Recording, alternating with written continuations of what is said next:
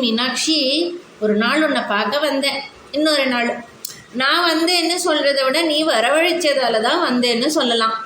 உள்ளே வந்து வரிசையில் நின்று உன்னை தரிசனம் பண்ணிட்டு எல்லாம் முடிஞ்சு 2 மணி நேரத்தில் கோயில் விட்டு வெளியே வந்து ஒரு 15-20 அடி கூட நடந்திருக்க மாட்டேன்.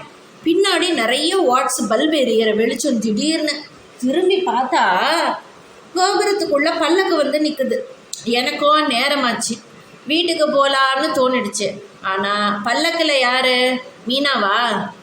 நாயன்மார்கள் யாராவதா அப்படின்னு யோசிச்சுட்டே ஒரு கால் கோயில் பார்த்து இன்னொரு கால் வீட்டுக்கு போகிற வழியை பார்த்து ரெண்டும் எதிரில் நிற்கிறது. கோயிலுக்குள்ளே பல்லக்கு தெரியுது, கோயிலுக்கு வாசலில் நான் நிற்கிறேன். வீட்டுக்கு போகணுன்னு தோணுது. அப்புறம் எது ஜெயிச்சுது சொல்லு நீயே? ஜெயிச்சது என்னவோ பல்லக்கில் இருக்கும் காந்தம், மேக்னெட்டிக் ஃபோர்ஸ். திடீர்னு எனக்கு ஒரு 10-15 வயசு குறைஞ்ச மாதிரி ஆகி குடுன்னு உள்ளே ஓடி போய் பல்லக்கு முன்னாடி பார்த்தோம். அசந்து போயிட்டேன். அடடே, ஜோர அலங்காரம் பண்ணிட்டு எங்கே கிளம்பிட்டாக்கன்னு நீ அப்படின்னு சொல்லணும் போல இருந்தது உன்னை பார்த்த உடனே. ஆனால் ஒரு நிமிஷம் கூட ஆகலை, அதுக்குள்ளே எனக்கு என்னவோ இன்னொரு எண்ணத்தையும் ஏற்படுத்திட்டேன். ஆமாம், இது என்ன 9-10 வயசு பெண் குழந்தையா ஆண் குழந்தையா? ஏன்னா நீ இருந்த ஃபேன்சி ட்ரெஸ்ஸு, மேக்கப், அப்படி இருந்த அந்த கெட்டப்பு. அதை பற்றி சொல்கிறதுக்கு முன்னாடி இன்னொரு விஷயம் சொல்கிறேன், இரு வரேன். அதை ஒரு பக்கத்தில் இருக்கட்டும், இன்னொரு விஷயம் சொல்லிட்டு வரேன். எனக்கு கொஞ்ச நாளைக்கு முன்னாடி மூச்சு திணறல் அதிகமாக இருந்துகிட்டே இருந்தது. அப்போது நான் அந்த திருவண்ணாமலை அருணாச்சலம் நினச்சிட்டு, ஏன் அவனை நினச்சேன்னு சொல்கிறியா? ஏன்னா திருவண்ணாமலையோட அண்ணாமலையாம் திருவடியில் தான் நான் பிறந்திருக்கேன். அதனால் மேனுஃபேக்சரிங் யாரும் அவங்கக்கிட்ட தான் இந்த ப்ராடக்ட் ரிப்பேர்னா கொண்டு போக முடியும். அதனால் நான் அண்ணாமலை நினச்சிருந்தேன். அருணாச்சலமே, என்னால் முடியல, ஏதாவது செஞ்சு இந்த மூச்சை சரி செஞ்சிடக்கூடாதா நீ அப்படின்னு. மூச்சை அண்ணாமலை தந்தது எனக்கு.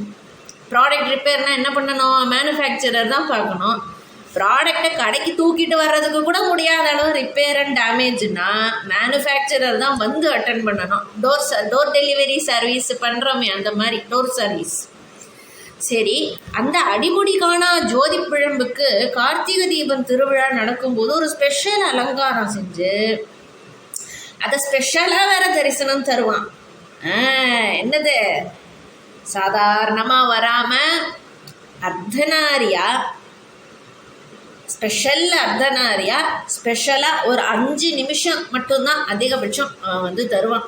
எப்படி வருவான்? அதில் அசைஞ்சு அசைஞ்சு ஆடி அசைஞ்சு இன்னும் வேகம் எடுத்து எடுத்து ஆடி ஆடி ஆடி வருவானே, அற்புதமான அர்த்தநாரி. இந்த ஸ்வரூபத்தை தான் திருஞான சம்பந்தர் தேவாரத்தில் பாடுறாரு.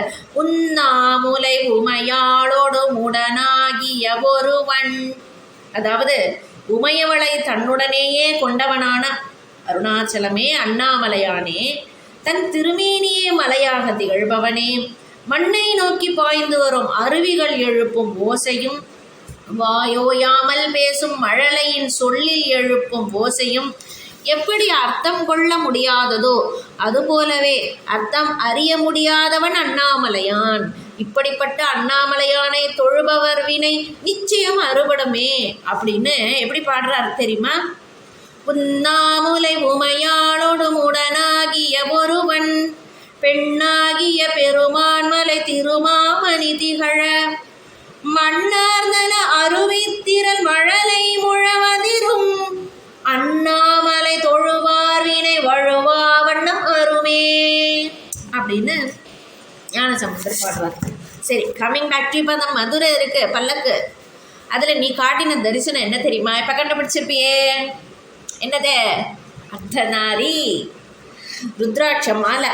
ரொம்ப கிராண்டான அலங்காரம் கிடையாது. அதில் எப்படி இருந்தால் தெரியுமா? ஒரு ருத்ராட்ச மாலை, செண்பகப்பு மாலை, மனோரஞ்சிதப்பு கொண்ட, சூரிய சந்திர தோடுகள், அஞ்சுதல கருணாகம் மாதிரி உன்னோட பின்னிய ஜடை, ராக்கடி, மயில் பதித்த பதக்கம், சாதாரணமான புடவை வேஷ்டி, சிம்பிள் அண்ட் எலிகண்டா, நேர்த்தியா, கச்சிதமா, மிகைப்படுத்தப்படாமல் இருந்தது உன்னோட அலங்காரம்.